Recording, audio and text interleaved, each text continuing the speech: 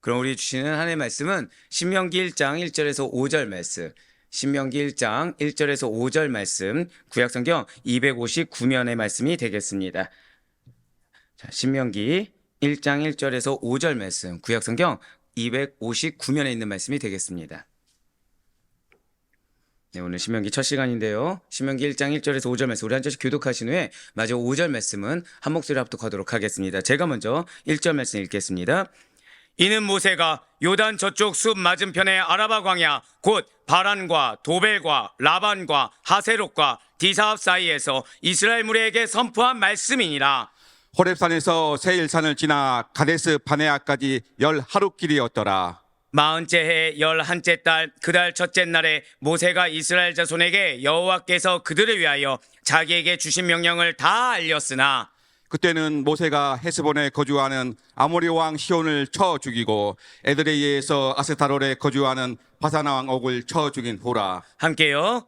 모세가 요단 저쪽 모압 땅에서 이 율법을 설명하기 시작하였더라. 일러스되 할렐루야. 네, 오늘 변함없이 살아있는 주의 말씀의 은혜를 사모함으로 말미암아 이렇게 우리가 하루의 시작을 말씀과 기도하는 것을 주께서 기쁘게 여기시사 한번 고백하실게요. 나를 향한 말씀이 있습니다. 예, 나를 향한 말씀. 바로 나를 향해 반드시 들어야 될 말씀을 주님께서 나에게 허락하신다라는 그 믿음의 확신으로 나오신 모든 성도님들을 주님의 환영하고 축복합니다. 자, 우리 드디어 이제 오늘 첫 시간이죠. 자, 우리는 지난해 5월 6일부터 올해 4월 4일까지 창세기를 통해서 은혜 받는 귀한 시간을 가질 수가 있었습니다. 모세오경 중에 하나의 창세기죠. 하나님께서 선택하신 백성의 구원 역사를 중심으로 우주 만물과 전 인류 역사의 기원 그리고 구약 선민 이스라엘 민족의 형성 과정을 담고 있다라는 거예요.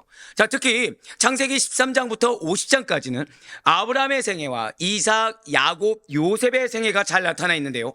창세기에서 이 족장 시대의 마감과 함께 300년 몇 년이요?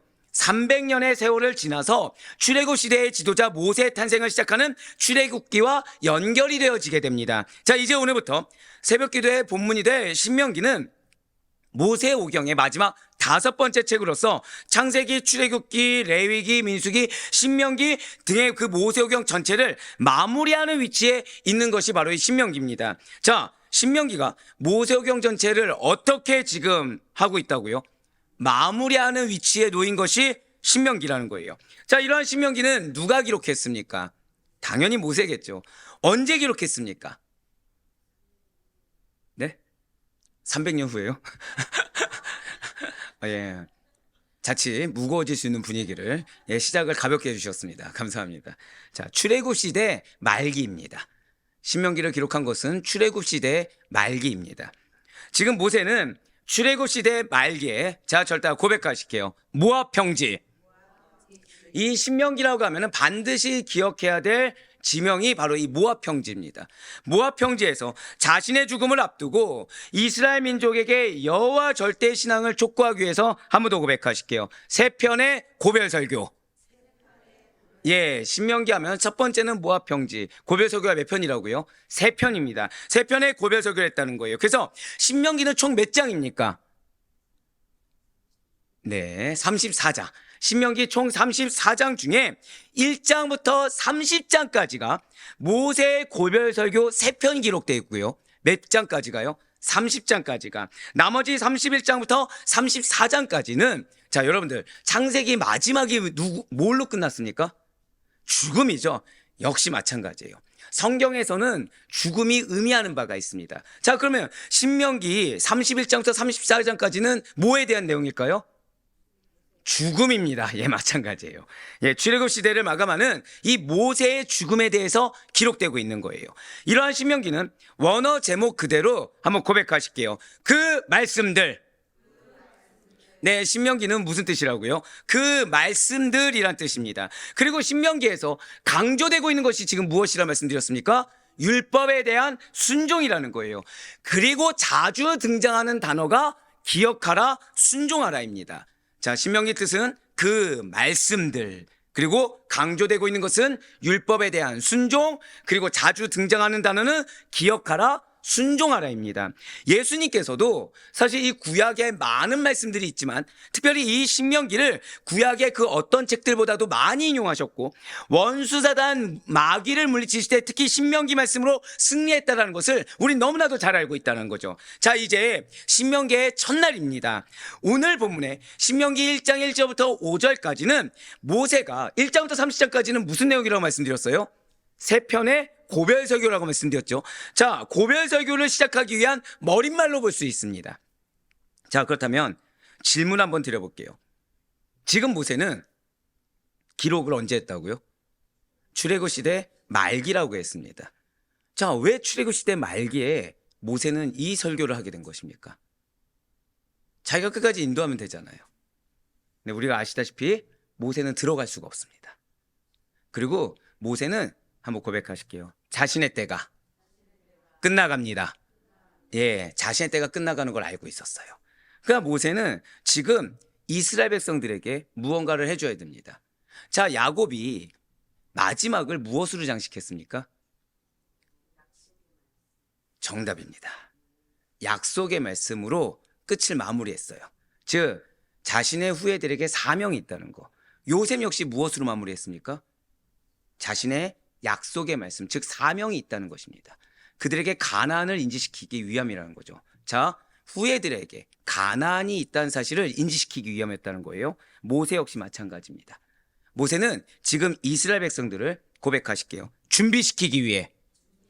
자, 절대 고백하실게요. 나를 향한 말씀은 나를 준비시키기 위해 주시는 말씀입니다. 이거 기억하셔야 돼요. 이거 기억하셔야 돼요.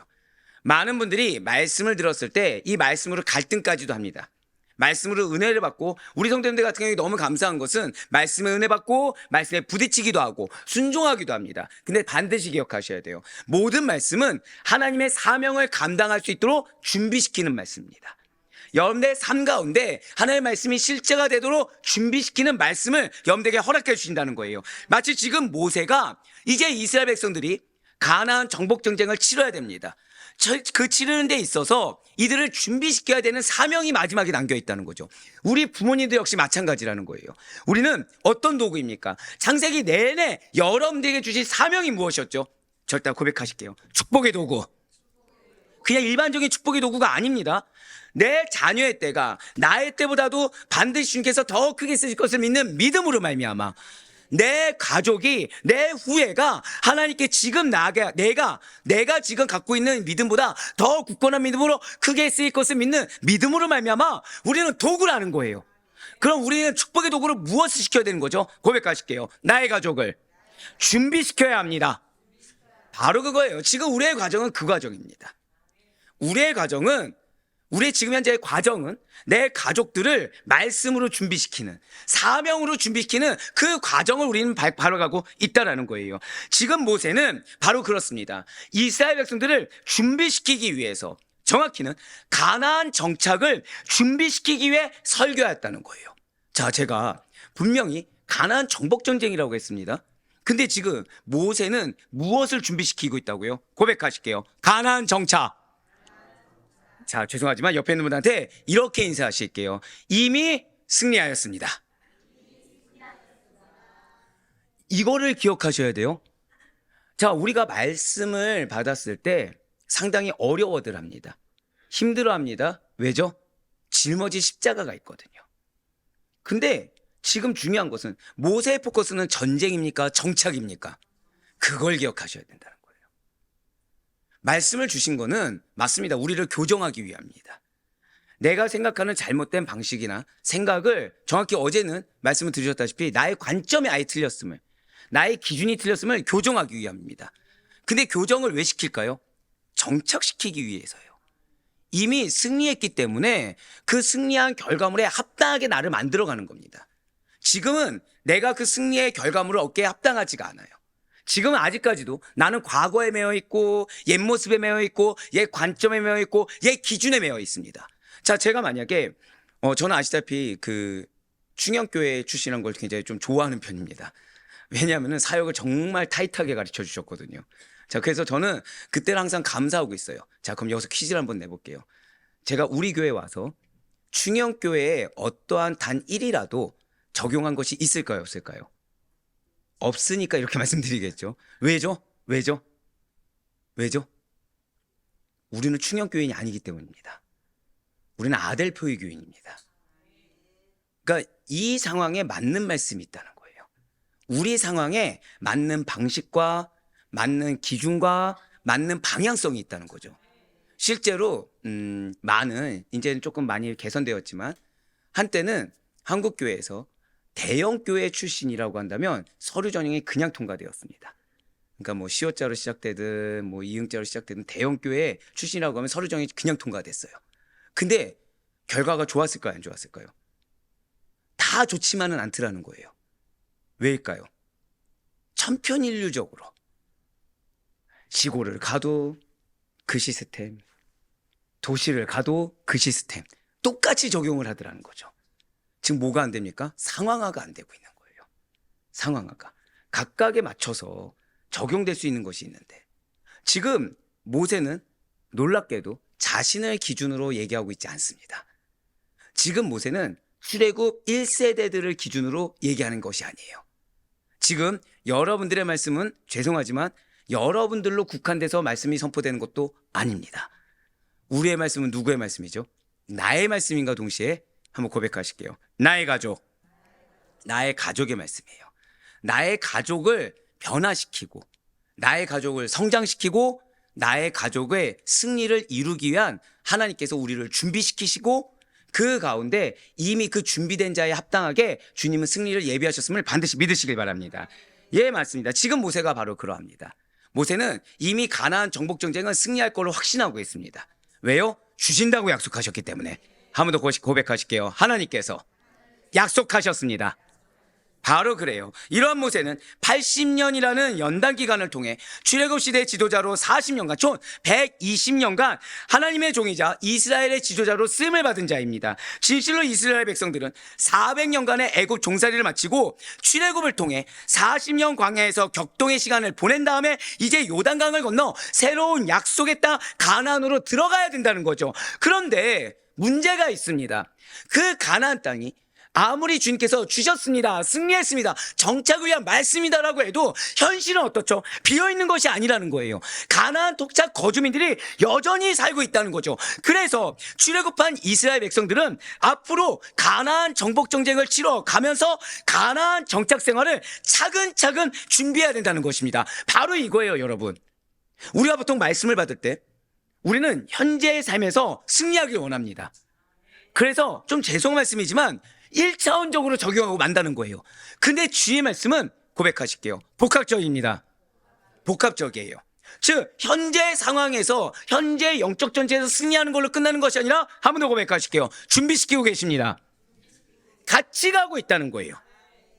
지금 나는 현실에 문제가 있습니다. 지금 이 현실의 문제가 어제도 말씀드린 것처럼 누군가는 돈이고 누군가는 사랑과 관계고 누군가는 나 개인적인 어떤 변화되지 않은 기준, 가치관, 고집일 수 있겠죠. 주님은 이거를 깨는 말씀을 분명히 주실 거예요. 정확히 주님은 이걸 교정하는 말씀을 주실 것입니다. 근데 그 말씀이 교정 안에서 끝나는 것이 아니라 무엇을 하고 계시다고요? 준비시키고 계시다는 거예요. 이후에 우리가 받아 누릴 분깃을 같이 쌍방향으로 지금 준비시키고 계시다는 거죠. 그게 지금 신명기 말씀입니다. 그냥 단순히 정복전쟁에서 승리하는 말씀이 아니라 승리와 더불어 차근차근 준비시키는 말씀. 그때 필요한 것이 무엇일까요? 말씀이라는 거예요. 그때 필요한 것이 무엇입니까? 말씀에 대한 순종입니다. 자, 아까 앞서 잠깐 충격교회 말씀을 드렸어요. 아시다시피 여러 경험을 하고 왔죠. 그럼 저에게는 어떤 프로그램이나 솔루션이라는 게 있을까요? 없을까요? 많겠죠. 그럼 저는 지금 우리 교회에서 뭐 하고 있습니까? 지금 그걸 넣고 있습니까? 안 넣고 있습니까? 절대 안 넣죠. 왜냐? 가장 기본이자 가장 토대가 되는 반석이며 가장 테두리가 되는 전체 근간은 말씀입니다. 지금 우리가 이제 신명기를 살펴보면 모세는 이 말씀, 정확히는 고백하실게요. 말씀에 대한 순종. 결국 이거예요. 결국 말씀입니다. 결국 말씀에 대한 순종을 이야기하고 있어요. 성공적인 가나안 전쟁의 승리와 안정적인 가나안의 정착을 위해서 한 번 더 고백하실까요? 승리와 정착. 이거 기억하셔야 돼요. 이 승리와 정착을 위해서 이스라엘 백성들이 붙들어야 되는 거, 여러분들이 붙들어야 될 것은 반드시 말씀이요 율법을 붙들고 나아가야 된다는 것이죠. 더불어서 반드시 이 율법에 순종해야 될 의무가 이스라엘 백성들에게 있는 것처럼 말씀에 대한 순종해야 될 의무가 우리에게 있다는 거예요. 왜요? 우리는 승리할 자이기 때문에. 왜요? 우리는 정착할 자이기 때문에. 따라서 모세는 이 가나안 전쟁을 치러 하나님께서 약속하신 가나안 땅을 차지하고 정복하라, 선민의 바른 모습으로 잘 정착하고 하나님의 영광을 위해 살아라 라고 두 가지로 이렇게 설교하고 있다는 것입니다. 먼저 이 말씀을 다 기억하시면서 신명기 1장 1절의 말씀, 자, 신명기 1장 1절의 말씀 먼저 보도록 하실게요. 이는 모세가 요단 저쪽 숲 맞은편의 아라바 광야 곧 바란과 도벨과 라반과 하세롯과 디사합 사이에서 이스라엘 무리에게 선포한 말씀이니라. 아멘. 자, 신명기에서 뭐 기억하시라고요? 준비시킨다고 말씀드렸습니다. 근데 두 가지가 있다고 그랬죠. 말씀은 승리와 정착이라고 말씀을 드렸어요. 그러면서 지금 1장 1절을 보시면 붉은색으로 표현된 부분을 보시면 이는 모세가 선포한 말씀이니라 라고 나와 있습니다. 지금 모세는 이스라엘 백성들이 가나안에 들어가기 직전에 죽음을 앞두고 출애굽 2세대들에게 고별 설교를 하고 있어요.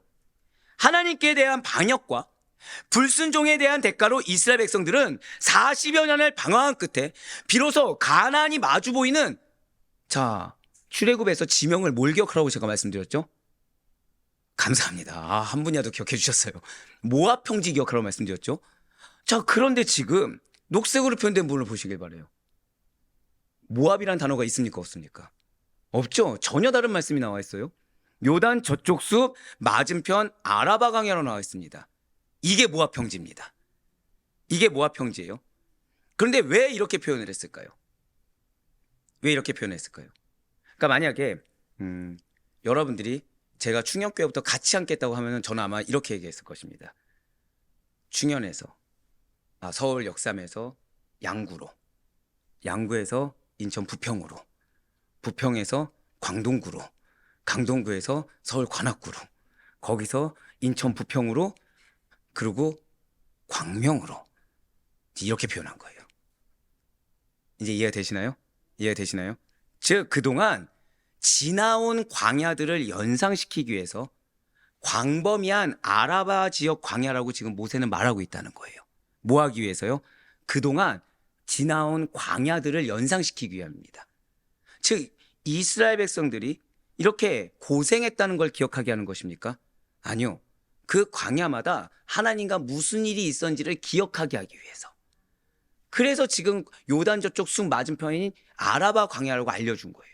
그러니까 누군가는 어떤 무언가를, 홍해를 생각할 것이고, 누군가는 마라를 생각할 것이고, 누군가는 진짜 모압을 생각할 수도 있고, 다 다르게 각자가 다르게 생각할 수 있지만 결론적으로 무엇입니까? 이 고별 설교를 들은 이스라엘 백성들은 지나온 하나님과의 관계를 떠올릴 수밖에 없다는 것입니다.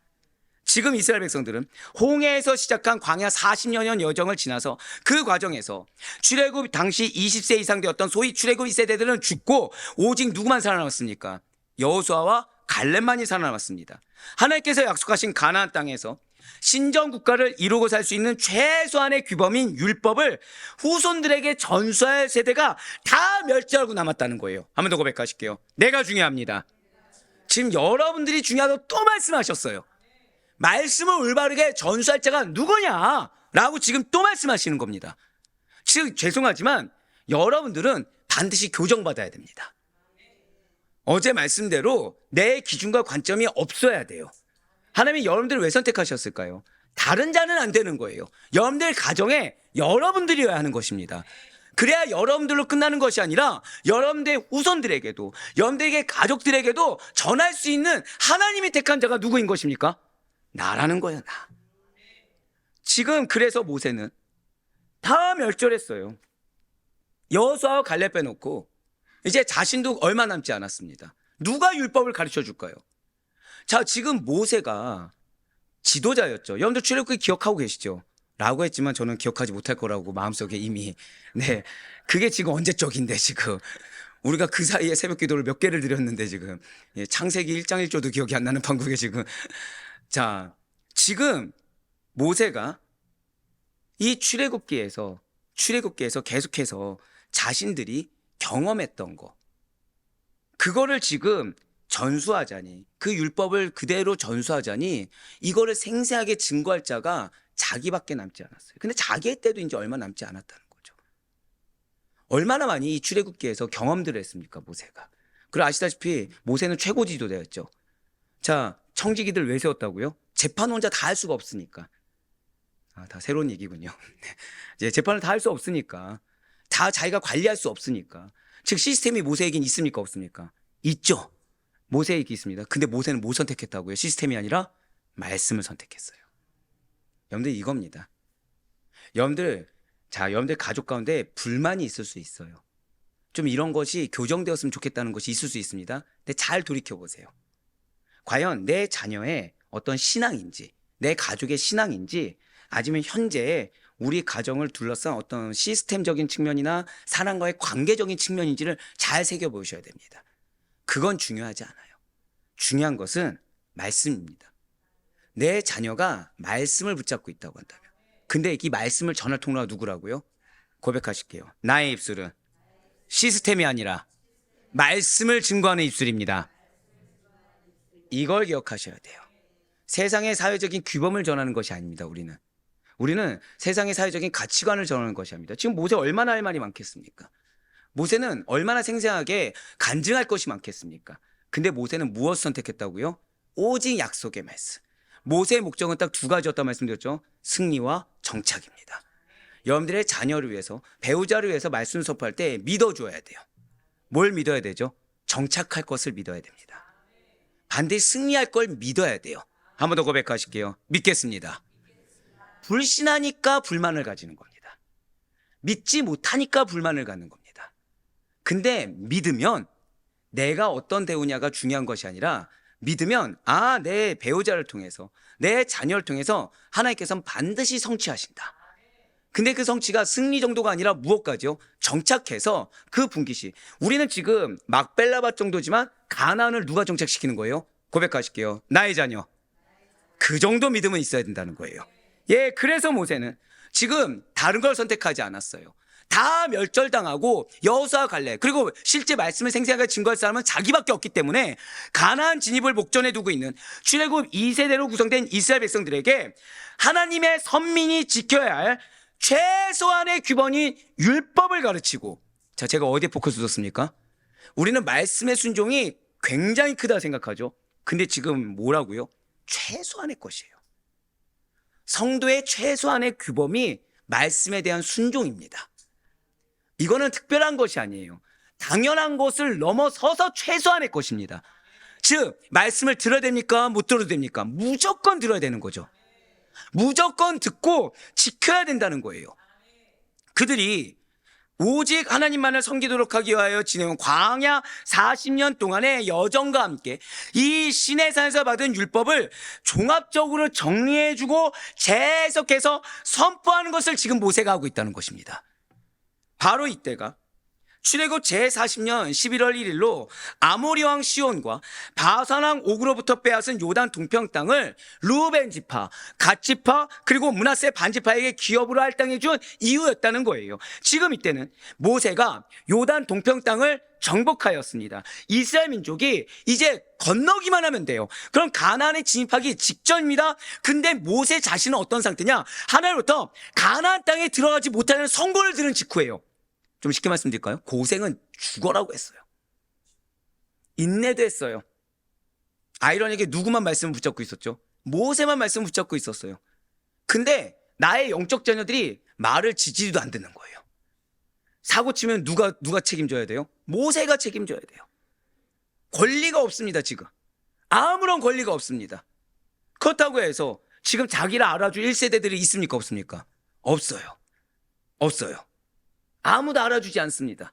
근데 자신은 뭐만 남았어요? 책임만 또 남은 거예요. 지금 모세는 억울해야 하지 않아요. 지금 모세는, 자, 절대 고백하실게요. 그것이 기회입니다. 이걸 기억하셔야 돼요. 여러분들, 교회든 가정이든 하나님께서 권리는 없이 책임만 요구하실 때가 있습니다. 근데 이 책임이라는 것이 나에게 맡겨진 사명만 잘하는 정도가 아니라 남이 저지른 사고까지 내가 이 십자가로 짊어지고 가는 그 책임까지 요구하실 때가 있어요. 근데 그때가 뭐라고요? 억울해할 때가 아니에요. 왜 나만이라고 항변할 때가 아닙니다. 그때가 뭐라고요? 기회예요. 하나님께 인정받는 기회고 하나님께 칭찬받을 기회입니다. 모세처럼요. 예, 맞습니다. 지금 모세는 지금 선고를 들었어요. 너 가나안 땅에 못 들어가. 근데 여기서 모세가 느낀 거는 왜 저요? 왜 나만? 왜 나는 이렇게 리스크를 계속 감수해야 됩니까가 아니라 그래서 지금 모세는 다급해졌어요. 왜요? 사명을 다해야 되거든요. 아직 남은 사명을 기억했거든요. 자, 지금 억울할 만한 상황 앞에 무엇을 기억했다고요? 사명, 바로 그겁니다. 억울할 만한 그 상황 앞에 사명을 기억해야 됩니다. 나를 드러내서는 안 돼요. 지금 모세는 내가 얼마나 고생했는지를 드러내지 않습니다. 지금 모세는 내 남은 사명을 끝까지 다 하는 거. 마치 누구처럼요? 야곱처럼. 마치 누구처럼요? 요셉처럼. 성경에 위대하다고 할 수 있는 인물들은 공통점이 있습니다. 자신을 드러내지 않고 끝까지 사명에 매여 있어요. 그리고 지금 모세 역시도 시내사에서 받은 그거 그대로 하면 얼마나 편하겠습니까? 근데 지금 모세는 그것이 아니라 시내에서 받은 율법을 종합적으로 정리하고 지금 가나안 2세대들이 말을 들을 수 있을 만큼 재해석해서 선포하는 그런 작업까지도 어떻게 보면 수고로운 작업까지도 감당할 정도로 사명에 고백하실게요. 최선을 다했다. 사명에 최선을 다했어요.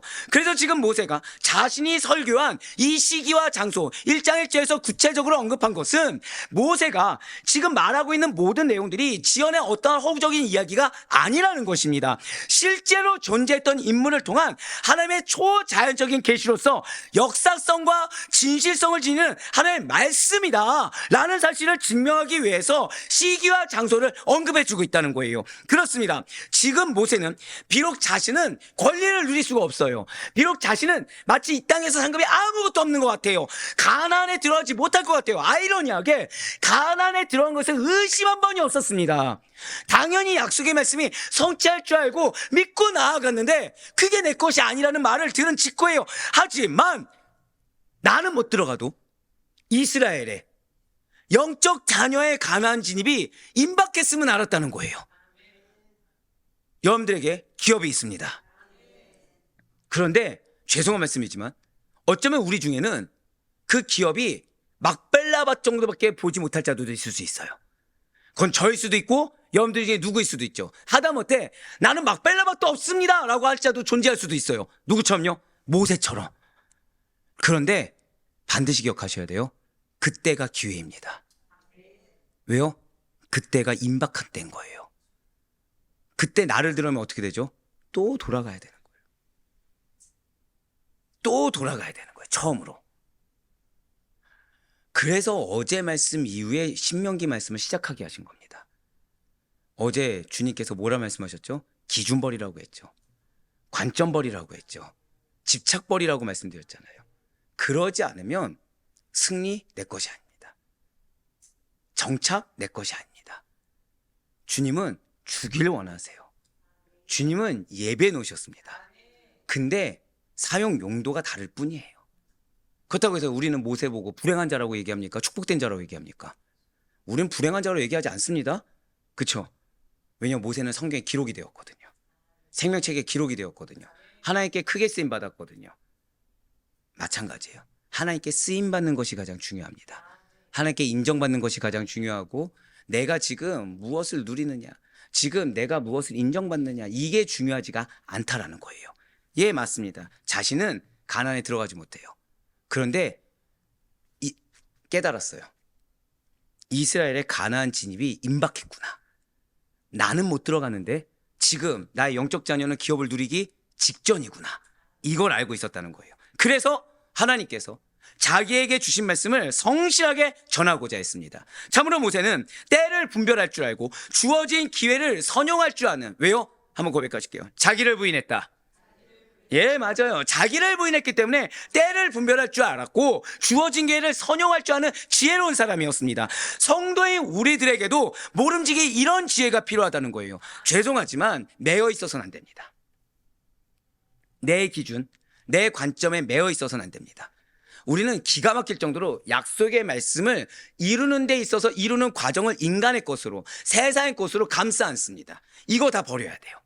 이거 다 버려야 돼요.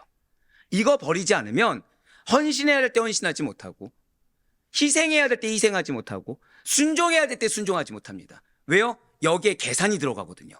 그럼 나의 위치는? 지금 내가 받을 것은? 이걸 따지다 보면 때를 놓친다는 거예요. 지금 모세는 인간적으로 말씀드릴까요? 억울한 상황이죠. 기회가 웬 말입니까? 지금 억울한 상황이죠. 근데 기회인 줄 알고 선용했어요. 주님은 이런 지혜를 우리에게 주길 원하신다라는 거예요. 이러한 때를 분별해서 선용하는 지혜가 없으면 주님께서 기회를 주셔도 이를 활용하지 못하고 놓치게 됩니다. 사실 기회가 없어서 실패하는 사람은 없습니다.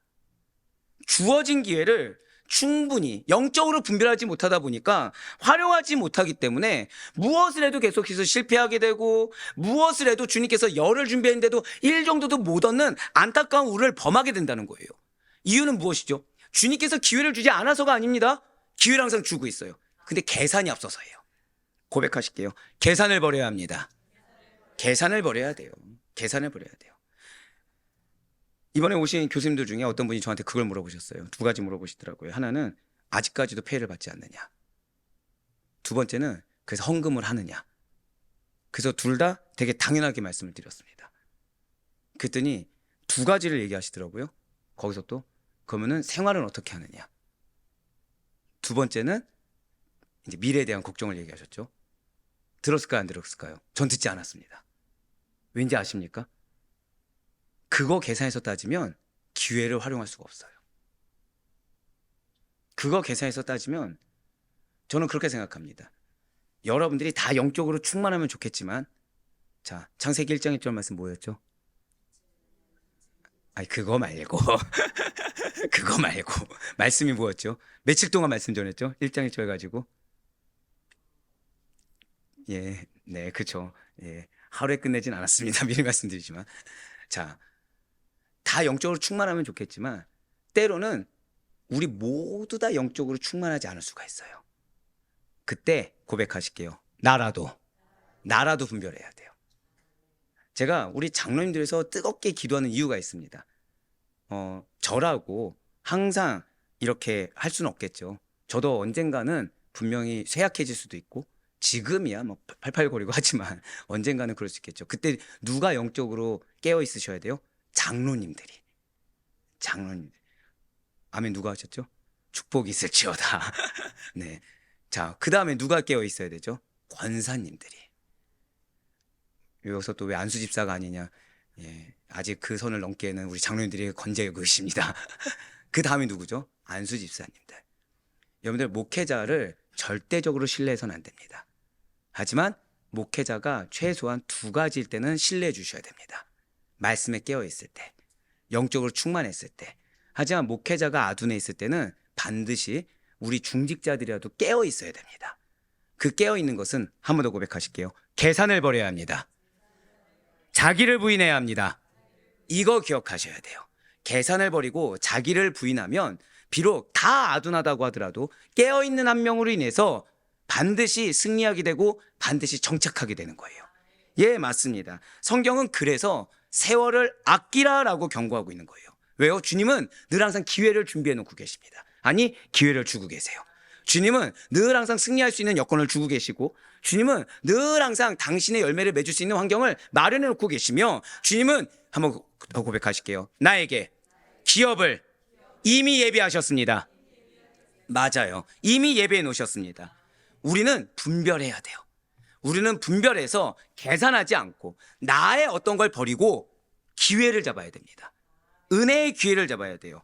세월을 아끼라. 무엇입니까? 주어진 기회를 최대한 활용할 수 있어야 된다는 거예요. 그것이 크든 작든 하나님께서 예비하신 기회를 그대로 흘러 떠내려 보내는 것은 몰랐습니다, 연약했습니다 하고 핑계댈 수 있는 것이 아니라 지혜롭지 못하고 주님으로부터 책망받을 만한 태도라는 사실을 반드시 기억하시길 바랍니다. 그러면서 신명기 1장 2절 말씀 이제 한번 보도록 하실게요. 호렙산에서 3살 지나 가데스 바네아까지 10하루길이었더라. 아멘. 자, 지금 호렙산에서 모세는 굉장히 지혜롭습니다. 호렙산에서 가데스 바네아까지의 거리가 얼마 정도요? 하루길이라고 했습니다. 그런데 지난 이스라엘 자손들이 가데스에서 가나안 땅에 이르기까지 몇 년 정도 소모했죠? 무려 39년 가까이 소유하였습니다. 사실 가데스에서 이 가나안 남방 경계인 브엘세바까지는 약 80km로서 나흘 4일 정도면 갈 수가 있는 거리였어요. 그럼에도 불구하고 이스라엘 백성들이 이처럼 39년이라는 엄청난 기간을 소비하고서야 가나안 땅에 들어갈 수가 있었다는 거죠. 그 이유가 무엇입니까? 바로 하나님께 대한 불신앙과 불순종 때문이었다는 거예요. 여러분들 이거 원어를 보시면 아마 기억하신 분도 계시겠지만 핑계 천지입니다. 그들이 핑계 없는 무덤이 없습니다. 근데 하나님 핑계 들으셨습니까? 결과를 보셨습니까? 결과를 보셨다는 거예요. 이걸 기억하셔야 돼요. 어쩜 여러분들이 믿음에 순종을 하는 데 있어서 가족들이 다 반대할 수도 있어요. 이게 중요하지 않습니다. 이게 중요하지 않아요. 나로 인해 가족이 기업을 누리면 그걸로 끝나는 겁니다. 나 한 사람이라도 서 있는 것이 중요합니다. 나 한 사람이라도 핑계의 수를 제거해야 돼요. 나 한 사람이라도 그럼에도 불구하고 아멘 할 수 있어야 된다는 거죠. 진실로 이스라엘은 가데스에서 모세의 말을 거역하고 하나님을 반역하여 말씀의 불순종함으로 말미암아 하나님께 저주를 받아 가나안 입성이 40년 동안 유보되었던 것입니다. 자, 출애굽 때 기적이 있었습니까? 없었습니까? 있었음에도 불구하고 매 그 지역 하나하나마다 매 사역의장 하나하나마다 계속해서 그들은 인간적인 거, 계산적인 거, 자기의 유익적인 거 이걸 계속 들이밀면서 모세의 발목을 잡았다는 거예요. 안 됩니다. 그거는 시기를 미루는 길이에요. 이러한 사실을 들으면서 우리가 어떤 생각을 해야 되는 것입니까? 제가 창세기 때 특별히 미리 말씀을 드린 것이 있어요. 성경에 기록된 하나님 말씀 중에 단어 하나라도 그냥 기록된 것이 없다. 기억하고 계시죠? 아무런 이유 없이 나열된 문장이나 그 단어는 없습니다. 오늘날 무늬만 그리스도인이고 알맹이는 턱 없이 아무것도 없는, 그래서 종교적인 열심은 있지만 정작 은혜는 없고 우울하고 기진맥진에 빠진 자들, 마음이 어려운 자들, 그래서 마음을 닫아버린 자들, 그런 자들에게 참된 믿음을 가지고 살아가는 것의 중요성에 대해서 일깨워주고 있다는 거예요. 오늘 본문은 하나님의 약속을 불신하고 그 명령을, 여러 가지 핑계는 있을 수 있지만 궁극적으로 명령을 어겨버린 사람들에게 큰 경고가 되고 있습니다. 지금 은혜가 없이, 충만함 없이 말씀의 순종이 무엇인지 모르고 나 중심으로 살아가는 것에 대한 문제를 인지하지 못하고 살아가는 자들에게 큰 경고가 되는 말씀이 오늘 2절 말씀이라는 거예요. 4일 길을 39년 걸렸다. 옛날이나 지금이나 그리고 앞으로도 하나님의 백성이 형통하게 하나님의 때에 그대로 응답받을 수 있는 길은 딱 하나밖에 없습니다. 하나님을 신뢰하셔야 돼요. 나를 신뢰하는 게 아닙니다. 하나님께서 나에게 명령하신 가르침에 충실하게 살 때만이 우리들이 걸어가는 모든 길들이 평탄하고 형통하게 된다는 거예요. 그래서 하나님께서는 이 여호수아를 통해서 분명히 이렇게 말씀하신 거예요. 여호수아 1장 8절과 9절의 말씀입니다. 이 율법책을 내 입에서 떠나지 말게 하며 주야로 그것을 묵상하여 그 안에 기록된 대로 다 지켜 행하라. 그리하면 내 길이 평탄하게 될 것이며 내가 형통하리라. 내가 내게 명령한 것이 아니냐. 강하고 담대하라. 두려워하지 말며 놀라지 말라. 내가 어디로 가든지 내 하나님 여호와가 너와 함께 하니라 하시니라. 아멘. 우리가 왜 불순종하는지 아십니까? 염려해서요. 근심해서요. 근데 어제 말씀 드리셨죠? 근심 왜 한다고요? 말씀의 기로 앞에서 선택을, 말씀을 따르는 걸 안 했기 때문에 염려하는 겁니다.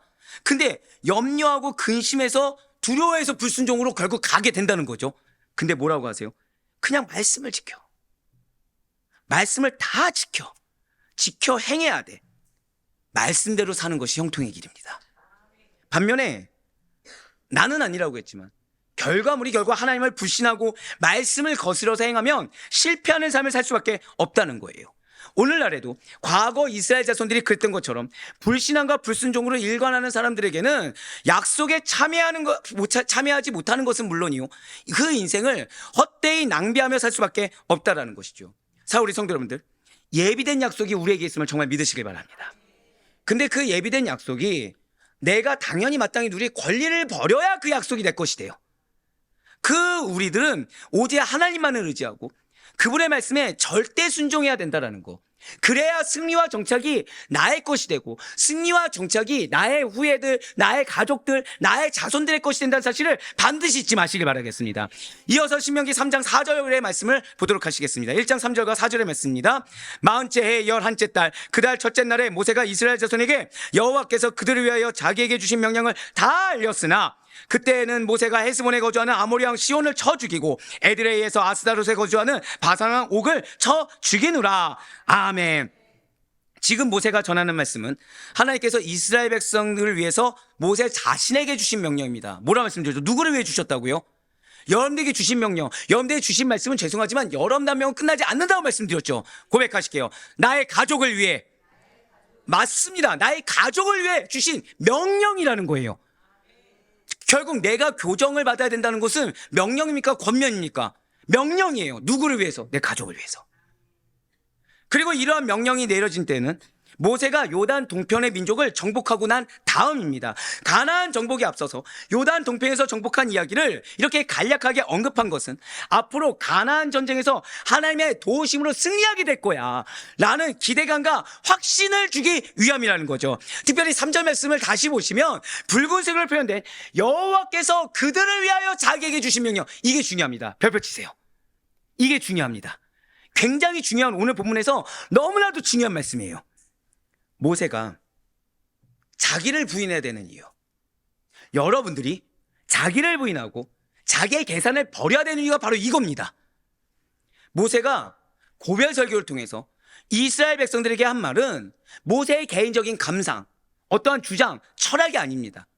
그리고 모세 자신이 이 이스라엘 백성들 중에서 당연히 자신한테 잘하는 사람도 있지만 자신하고 대면대면한 사람도 있을 거잖아요. 그런 감정적인 것이 개입된 것이 전혀 아니라는 거예요.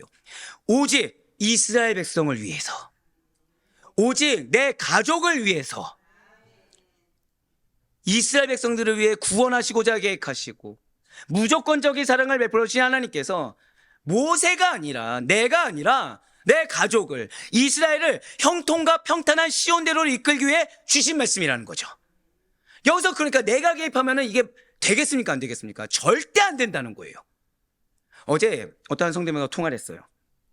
너무나도 감사한 거는 말씀이 들어오니까 문제가 발견되더라는 것입니다. 참고로 집이 믿지 않아요. 누구의 문제일까요? 다 자기 문제였다는 거예요. 내 문제가 말씀을 들으면 들을수록 나는 그동안 내 배우자, 내 자녀들 막 이런 환경들이 문제라고 막 계속해서 생각해 왔는데, 근데 말씀이 들어가기 시작하니까 누구의 문제가 발견됐어요? 다 내 문제. 다 내 문제. 마음이 너무 힘들어질 정도로. 그러니까 왜 힘들죠? 이걸 인정하냐 인정하지 않느냐. 근데 그분이 하나를 놓치지 않고 있어요. 자기는 지금 꿈을 꾸는 것 같다. 왜죠? 말씀이 들린다는 거예요.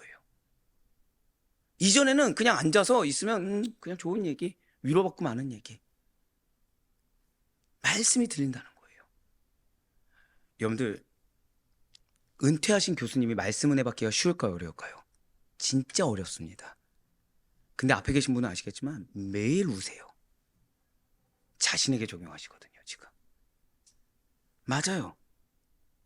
나는 그동안 말씀을 나를 포장하기 위해 받았다가 그분은 이제 누구의 말씀을 받은 거예요? 여러분들 이제 누구의 말씀을 받는 겁니까? 내 가족을 위한 말씀. 그 가운데 내가 얼마나 문제가 많은지. 지금 어제 부자 청년은 반드시 교정받았었어야 돼요. 부자 청년이 교정받았으면 그 가족이 구원받았을 겁니다. 부자 청년이 교정받았으면 그가 있는 공동체가 변화됐을 것입니다. 근데 그 한 명이 교정이 안 돼서 그게 끊긴 거예요. 그러니까 얼마나 큰 죄입니까? 예, 맞아요. 지금 모세는 자기를 부인했어요. 왜요? 지금 나왔잖아요. 누구를 위해? 이스라엘 백성들을 위해.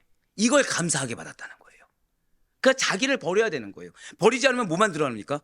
이스라엘 백성들을 위한 말씀이 은혜가 되지 않고 그걸 가로막는 나의 문제만 드러나게 되겠죠. 예, 맞습니다. 따라하시길 바라요. 하나님의 말씀은, 오늘 새벽에 내려주신 말씀은 나를 위해, 가족을 위해 주셨습니다. 그렇습니다. 나의 교정을 위해, 그리고 가족의 형통함을 위해 주신 말씀임을 반드시 잊지 마시길 바라요. 때로 말씀을 듣는 것에 대해서 거부감을 느끼시는 분들이 계십니다. 말씀이 자꾸 자신만을 질책하고 억압하고 구속한다고 여기기 때문에 제대로 된 말씀을 듣는 것을 불편해하고 그냥 그 시간을 흘려듣고 졸고 그냥 예배드린 이 시간 자체로 만족하고 나가버린다는 거예요. 물론 상당 부분 하나님의 말씀은 죄송하지만 회개가 몇 %라고요? 90%라고 말씀드렸죠. 그게 뭐냐? 우리 인간들의 자유를 제한합니다. 정확히 말씀드릴까요? 방종을 제한합니다. 명령을 거스를 때는 형벌이나 징계가 주어진 것이 맞아요. 왜요? 방종하면 안 되기 때문에. 놔두면 죄악만 저지르는 존재들이기 때문에. 그런데 우리가 결코 놓치지 말아야 될 사실이 있다는 거죠. 하나님의 말씀이 인간의 자유를 제한하고 방종을 제한하고 또 힘든 수고를 요구하면서 아무런 권리를 누리지 못한 것처럼 보여진다고 하더라도 그 모든 것이 다 나뿐만 아니라 우리를 위한 말씀한 사실을 잊지 마시길 바라요. 한번 생각해 보시길 바랍니다. 부모가 자녀의 자유를 어릴 때 제한합니까 안 합니까? 하죠. 놔두면 뭐 하죠? 매번 놀잖아요. 무언가를 제한하고 요구할 때 그것이 자녀를 억압하고 구속하기 위함입니까? 잘되기 위함입니까? 바로 그거예요. 오히려 자녀가 정말 바른 길로 가게 하고 올바른 인격을 갖추면 이 사회에서 성장하고 성공하고 승리하게 하기 위한 도와주는 말을 하는데 자녀는 어떻게 받아들인다고요? 구속한다. 제한한다. 맨날 나만 문제 삼는다. 나를 억압한다. 이렇게 느낀다는 거죠. 하나님께서 우리에게 어떠한 권리는 주지 않은 것 같으면서 자유를 제한하시고 무언가를 요구하신 것 역시도 마찬가지라는 거예요. 진실로 하나님께서는 우리가 바른 신앙의 길로 가고 성숙한 신앙 인격을 가지며 또 그로 인해 하나님께서 예비하신 기업을 그대로 얻도록 하시려고 여러 명령들을 주시고 계심을 잊지 마시기 바라요. 고백하실게요. 그 명령은 나의 것입니다. 내가 반드시 적용해야 되는 명령이라는 거예요. 그러니 하나님의 명령을 나에게 주시는 기회의 말씀, 나에게 주시는 은혜의 말씀으로 다 받으셔서 이 말씀이 나를 통해 내 가족을 위해서 주시고자 하는 각양각색의 은혜를 온전히 다 받아 누릴 수 있는 축복된 우리 성도님 되길 간절히 소망합니다. 이제 마지막으로 오늘 본문 신명기 1장 5절 말씀을 보도록 하실게요. 모세가 요단 저쪽 모압 땅에서 이 율법을 설명하기 시작하였더라. 일러스되 아멘. 저따 한번 고백하실게요. 조급해하지 말자. 이걸 기억하셔야 돼요. 자, 지금 모세는 자신의 때가 임박했음을 알고 있다고 말씀드렸습니다. 근데 지금 어떻게 했어요? 율법을 그냥 말한 것이 아니라 설명하기 시작하였더라. 지금 모세는 출애굽 2세대가 이 가나안 땅에서 하나님의 백성으로 신정국가를 이루고 살 수 있도록 선민의 규범인 율법을 가르치기 시작했습니다. 그런데 여기서의 설명하다는 것은 고백하실게요. 파내다요. 파내다. 제가 오 목사님을 좋아하는 게 있어요. 왜 여러분들 한번 설교 중에 들으신 적 있죠? 오 목사님은 한 단어를 넘깁니까? 파냅니까? 말씀드렸죠. 죄송하지만 목회자는 파내야 됩니다. 진짜. 목회자는 대면 설교하면 안 돼요. 단어 하나도 놓지 말고 파내야 됩니다. 왜요? 기록된 말씀 중에 의미 없는 말씀이 없거든요. 그리고 그걸 파내잖아요. 반드시 우리 성도님들에게 주시는 말씀이 꼭 있습니다. 지금 모세는 누구나 쉽게 읽을 수 있도록 판 위에 글을 새기는 것과 관련이 있어요. 이 판에다가 뭐 한다고요? 판 위에 글을 새기는 거. 돌판입니다. 그냥 타이핑 쳐서 쉽게 하는 것이 아니죠. 인고의 시간을 보내는 거죠. 그렇기 때문에 모세가 율법을 설명했다는 것은 이 백성들이 율법을 알기 쉽도록, 그래서 누구나 몰라서 못했다는 얘기를 듣지 못하도록 상세하게 풀어줬음을 의미하는 거예요. 하나님의 말씀을 자세하게 풀어주고 이해한 말을 실제 삶에 실행할 수 있게 도와줘야 된다는 거죠. 알아듣지 못할 말은 받는 수용자 입장에서 전혀 가치가 없습니다. 주님께서도 천국 복음을 가르치실 때 여러 가지 비유를 들어 듣는 이들로 하여금 쉽게 받아들이도록 도와주지 않으셨습니까? 진실로 예수님께서는 언제든지 말씀을 듣는 대상이 누구든지 어려움 없이 받아들일 수 있는 방법을 택하셨어요. 고백하실게요. 기회를 주셨습니다. 맞아요. 선택의 기회를 주셨다는 거예요. 예수님 주변에 그토록 많은 사람이 모여들었던 것이 예수님께서 하신 말씀이 진리이기도 했지만 그분께서 전하신 말씀이 당시 종교 지도자들의 말들과는 달리 알아듣기에 쉽고 자세한 설명을 곁들여서 이것이 내가 선택하지 못한 것이 문제인지 못 알아듣는 일은 없었기 때문이라는 거죠. 여러분들, 정성을 다해 전하는 것이 중요합니다. 조급해져서 앞에 있는 사람의 이 행동을 교정하겠다는 나의 목표를 두고 조급해져서 막 따다다다 전하는 것이 아니라 정성을 다해 전해야 돼요. 그 삶의 영혼을 위해 전해야 돼요. 우리가 죄송하지만 우리의 설교 말씀을 이렇게 딥하면서도 길게 들을 수밖에 없는 이유, 빠지지 않고 양육을 받아야 되는 이유가 바로 여기에 있습니다. 진실로 우리는 듣는 데 그치지 말고 더 자세히 깨닫기 위해, 알고 행할 수 있기 위해 힘써야 됩니다. 받아들인 말씀을 있는 그대로 실천하되 이것을 그냥 천편일률적으로 단편적으로 받아들인 것이 아니라 폭넓게 이전에 몰랐던 걸 깨달으면서 지식으로 끝나는 것이 아니라 그 말씀을 있는 그대로 실천하셔야 돼요. 근데 여기서 끝나는 것이 아니죠. 아직 예수님과 그분의 말씀을 제대로 모르는 자들에게 고백하실게요. 설명해야 합니다. 맞아요. 내가 설명해주고 내가 증거할 수 있을 정도로 이 말씀에 대한 지혜, 지식을 여러분들 반드시 풍성해야 됩니다. 여러분들, 성도는요 반드시 성장해야 됩니다. 성도는 말씀을 모르는 거는 사실은 스스로에 대한 굉장히 부끄러운 것이고, 그거는 스스로가 스스로에게 욕하는 거와 동일해요. 사실은. 왜요? 우리는 하나님의 말씀으로 말미암아, 그 말씀을 믿는 믿음으로 말미암아 거듭났거든요. 근데 말씀 모른다 말이 됩니까? 지금 모세는 죽기 전에도 일견 조급해할 수 있는 상황에서도 이스라엘의 가나안 땅에서의 성공적인 신앙생활을 위해 부지런히 말씀 전한 것을 사명으로 알고 최선을 다했습니다. 고백하실게요. 우리의 기업은 성공적입니다. 그거를 위해 여러분들 지금 쓰임받고 있는 거예요. 그거를 위해서 여러분들이 자기 부인해야 되는 거예요. 그거를 위해서 여러분들이 기준을 버리고 관점을 버리고 계산을 버리고 집착을 버려야 돼요. 내가 드러나면 드러날수록 그 성공이 점점 멀어지는 겁니다. 내가 드러나면 드러날수록 그 이루심이 점점 멀어지고 사일 길을, 나을 길을 39년을 돌아가는 이 안타까움을 내가 선택해버리고 만다는 거예요. 한번 여쭤볼게요. 여러분들의 감정이 여러분들의 문제를 해결할 수 있습니까? 없습니까? 전혀 없어요. 여러분들의 판단이, 그 판단이 말씀에 기인한 판단이 아니라 이전의 것, 옛 모습, 그 판단과 기준과 관점이 지금 여러분들에게 내가 누리지 못할 기업을 줄 수 있습니까? 없습니까? 당연히 없겠죠. 한번 말씀드렸잖아요. 수학 문제를 내가 아는 공식으로 풀어서 70점을 맞습니다. 그 공식을 고집하면 몇 점 이상 못 맞아요? 70점 이상 못 맞습니다. 그럼 어떻게 해야 됩니까? 내가 가진 공식에 업데이트를 하든지, 아니면 이 공식이 틀렸음을 알고 다시 한 번 더 새롭게 재갱신하든지, 그래야 기회란 걸 받지 않겠습니까? 최소한 70점에서 벗어날 수 있는 기회. 근데 우리는 어리석게도 옛날 거를 버리지 않으면서 지금 70점에서 100점 맞게 해달라고 하나님께 구하고 있는 거예요. 아무리 지혜를 주면 뭐합니까? 내가 그 공식밖에 없는데. 잊지 마세요. 우리의 모든 사명은 나를 위함이 아니라 가족을 위함입니다. 나를 위함이 아니라 영적 자녀를 위함입니다. 그래서 우리의 입술은 그리스도만을 증거하는 것이고 그분의 말씀만을 증거하는 입술과 삶이 돼야 돼요. 그리하여 바라옵고 낫기는 언제 어디서나 여러분들 또한 주님께서 주신 직분, 사명을 따라 충성을 다하시되 나를 빼세요. 내 계산을 빼세요. 오직 주님을 위해, 그리고 내가 주님을 위한다고 생각하지 마시고 주님께서 나를 위해, 나의 가족을 위해 나를 보내셨음을 잊지 않으시는 가운데 여러분들의 입술과 삶이 언제 어디서나 말씀만을 증거하는, 하나님께서 칭찬하시는 말씀만을 증거하는 삶과 사역이 되기를 주님의 이름으로 간절히 축원합니다.